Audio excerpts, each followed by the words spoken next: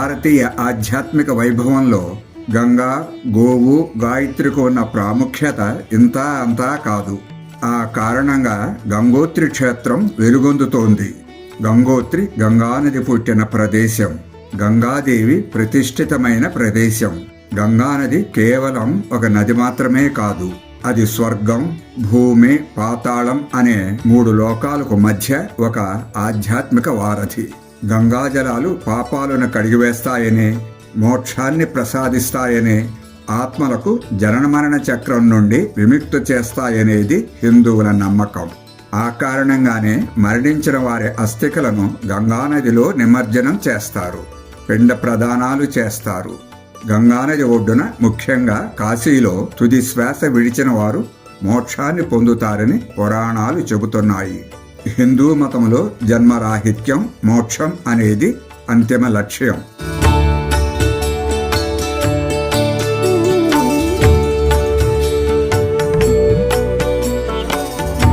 త్రేతాయుగంలో రావణాసురుడి వధ వల్ల తనకు చుట్టుకున్న బ్రహ్మహత్యా పాతకం పోవటానికి శ్రీరాముడు గంగోత్రికి వెళ్లి అక్కడి గంగాజలాలలో స్నానం చేసి ప్రాయశ్చిత్తం చేసుకున్నాడనేది పురాణ కథనం. ద్వాపర యుగంలో మహాభారత యుద్ధం అనంతరం తమ బంధుమిత్రుల మరణాలకు ప్రాయశ్చిత్తం చేసుకోవడానికి పాండవులు గంగోత్రికి వెళ్లి అక్కడ దేవయజ్ఞం చేసి తమ బంధువులు, మిత్రుల ఆత్మల విముక్తి కోసం అక్కడి గంగానదిలో స్నానం చేశారనేది పురాణ వచనం. ఇప్పుడు మేము వెళుతున్నాం.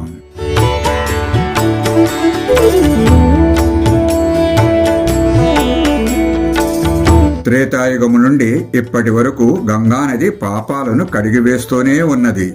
అసలు గంగానది భూమి మీద అవతరించిందే పాప ప్రక్షాళన కోసం.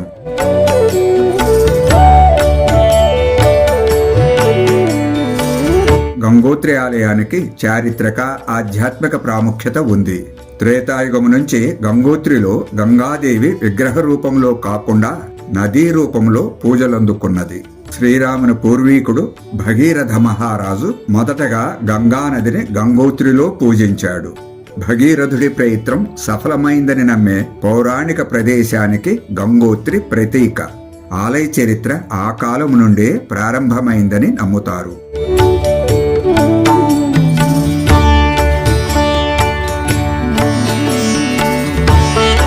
8వ శతాబ్దంలో ఆది శంకరాచార్యులు ఇక్కడ ఒక చిన్న ఆలయాన్ని ప్రతిష్ఠించారని చెప్పబడుతున్నది. 18వ శతాబ్దంలో నేపాల్ గూర్ఖా జనరల్ అమర్ సింగ్ థాపా ఆ ఆలయ స్థానంలో మరింత పెద్ద ఆలయాన్ని నిర్మించారు. కాల ప్రవాహంలో ఆ ఆలయం అనేక సార్లు పునరుద్ధరింపబడింది. ప్రస్తుతం ఉన్న ఆలయం 1890లలో జైపూర్ రాజు మాథో సింగ్ చే పునర్నిర్మించబడింది.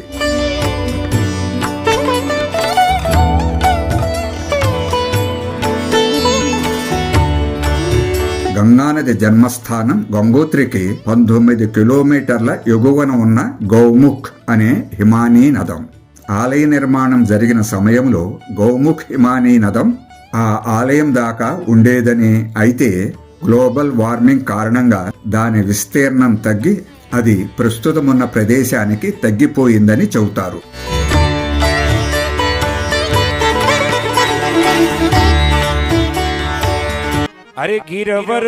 ఉత్తర కాశీ నుండి 100 కిలోమీటర్ల దూరంలో ఉన్న గంగోత్రి పట్టణానికి చేరుకోవడానికి 4.5 గంటల సమయం పట్టింది. వాహనాలను పార్కింగ్ ఆవరణలో నిలిపివేసి ఆలయం చేరుకోవటానికి ఇక్కడ నుండి 1 కిలోమీటర్ దూరం నడవాలి. ఆలయం వరకు మంచి రోడ్డు మార్గం ఉంది. వృద్ధులకు, నడవలేని వారి కోసం వీధి చైర్ సౌకర్యం ఉంది.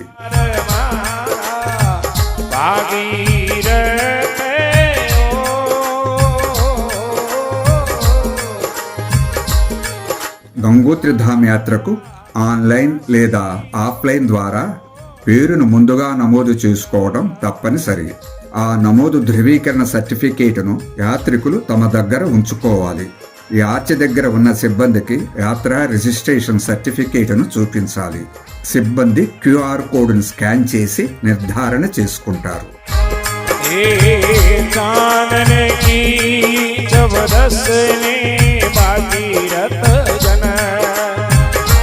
చోటా చార్ధామ్ యాత్రాక్రమంలో యమునోత్రి దర్శనం తరువాత గంగోత్రి దర్శనం చేసుకోవాలి.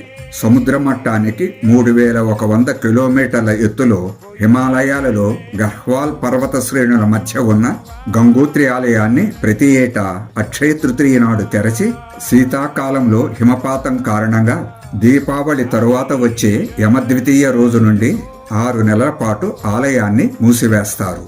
శీతాకాలంలో అమ్మవారి విగ్రహాన్ని గంగోత్రికి సుమారు 20 కిలోమీటర్ల దిగువన ఉన్న ముఖ్వా అనే గ్రామంలోని మా గంగా ఆలయానికి తరలించి ఆ 6 నెలలు అక్కడే రోజువారీ పూజలు నిర్వహిస్తారు. గంగోత్రిలోనూ ముఖ్వాలోనూ సంవాల్ కుటుంబీకులు పూజలు నిర్వహిస్తారు.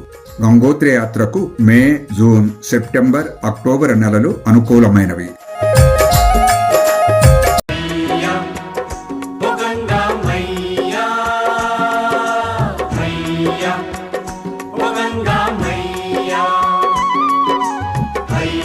భగీరథ శిల అని చెప్పబడే ఇక్కడ ఉన్న రాయిపైనే భగీరథుడు కూర్చొని శివుని కోసం తపస్సు చేశాడనే నమ్మకంతో యాత్రికులు ఆ శిలను పూజిస్తారు. ఇక్కడి జలమగ్న శివలింగం ఉన్న ప్రదేశమే శివుడు గంగానదిని తన జటాజూటాలతో స్వీకరించినట్లు చెబుతారు.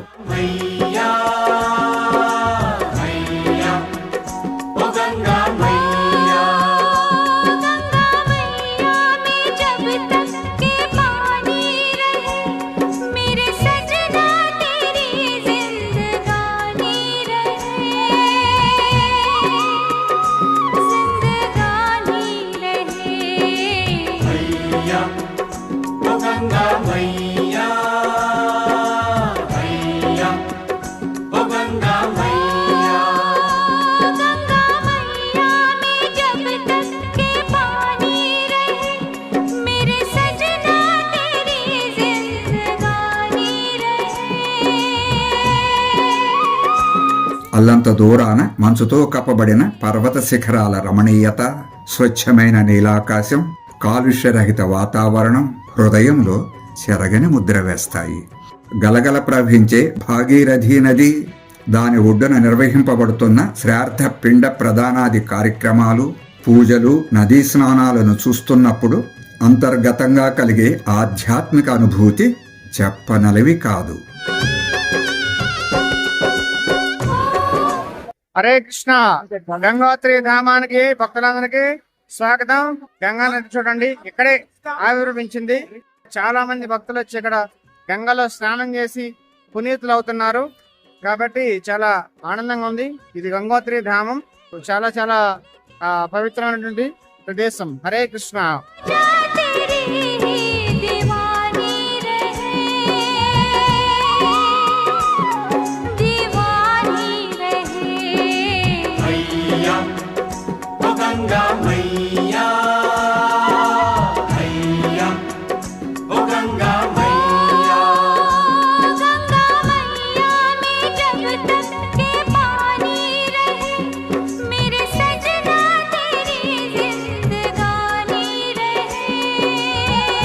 నదిలో స్నానం చేసి అమ్మవారిని దర్శించుకుంటారు. గర్భగృహంలో గంగాదేవి విగ్రహం, ఆది శంకరాచార్యుల విగ్రహం, మరికొన్ని విగ్రహాలు ఉన్నాయి. గర్భగృహం ముందున్న సభాగృహం అనే మండపంలో యాత్రికులు ప్రార్థనలు, పూజలు చేసుకుంటారు. తెల్లటి రాయి కట్టుబడితో తళతళ మెరిసిపోతూ 5 శిఖరాలను కలిగి ఉంటుంది గంగోత్రి ధామ్. పురాణాల ప్రకారం శ్రీ మహావిష్ణువు వామనావతారంలో త్రివిక్రముడై ఒక పాదంతో భూలోకాన్ని, రెండవ పాదంతో ఊర్ధ్వలోకాన్ని కప్పివేసినప్పుడు ఊర్ధ్వలోకంలోని విష్ణుపాదాన్ని బ్రహ్మ నీటితో కడుగుతాడు.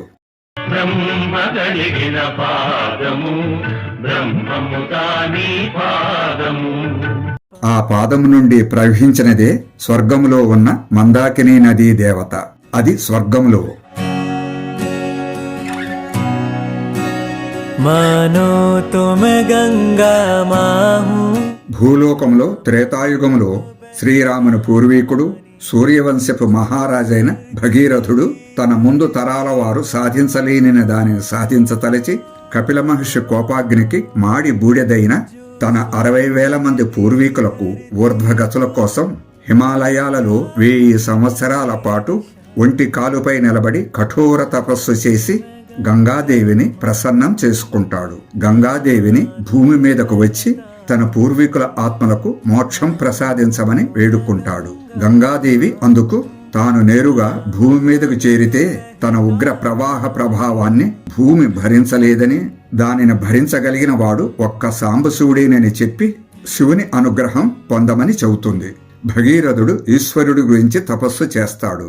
कोई वजू करे मेरे जल से, कोई मूरत को नहलाए, कोई मूरत. ఈశ్వరుడు భగీరథుడి తపస్సుకు మెచ్చి ప్రత్యక్షమై, నీవు గంగాదేవిని దివి నుండి భువికి అవతరింపచేయి, నేను గంగను ధరిస్తాను అని చెబుతాడు. భగీరథుడు మళ్లీ గంగను ప్రార్థిస్తాడు. అప్పుడు దివి నుండి కిందకు ఉధృతంగా దూకిన గంగానదిని శివుడు తన జటాజూటంలో నిలుపుకుంటాడు. ఆ జటాజూట వలయాలలో సుళ్ళు తిరుగుతూ గంగాదేవి అంతసేపటికి భూమి మీదకు దిగకపోవటంతో భగీరథుడు మళ్లీ శివుడిని ప్రార్థిస్తాడు. कहीं पंडित प्यास बुझाए, ये जात धर्म के झगड़े. అప్పుడు శివుడు గంగా ప్రవాహ వేగాన్ని తగ్గించి గంగను భూమి మీదకు వదులుతాడు. ఆకాశంబున నుండి శంభుని శిరంబందుండి సీతాద్రి సుశ్లోకంబైన. గంగ ఉతరి అంటే దిగినది కనుక ఈ క్షేత్రానికి గంగోత్రి అనే పేరు వచ్చింది. ఒక పాయ భూమి మీద భగీరథుడి వెంట పరుగులు తీసి భాగీరథి అయింది. తన ప్రవాహ గమనములో జఘ్నుముని ఆశ్రమాన్ని ముంచెత్తుతుంది గంగానది. జఘ్నుముని గంగానదిని మింగేస్తాడు. భగీరథుడు గంగను వదలమని ప్రాధేయపడగా ముని తన చెవిలో నుంచి నదిని బయటకు వదులుతాడు. అందుకే గంగను జాహ్నవి అంటారు. मैया होगा గంగ మళ్లీ భగీరథుడి వెంట పరుగులు తీసి పాతాళంలో భోగవతి నదిగా ప్రవహించి అక్కడ ఉన్న కపిల మహర్షి ఆశ్రమం చేరి అక్కడి భస్మరాసుల మీద ప్రవహించగానే ఆ 60,000 మంది సగరపుత్రులకు సద్గతులు కలుగుతాయి. త్రిపథగ మాతకు జై, భగీరథ మహారాజుకు జై. నమామి గంగే తవ పాద పంకజం. గంగోత్రి ధామ్ చేరుకోవడం ఏమంత కష్టం కాదు. గంగోత్రి యాత్ర కేవలం బాహ్య ప్రయాణం మాత్రమే కాదు, అది మనసు యొక్క అంతరంగ యాత్ర కూడా. భుక్తిం చ ముక్తిం చ దదా.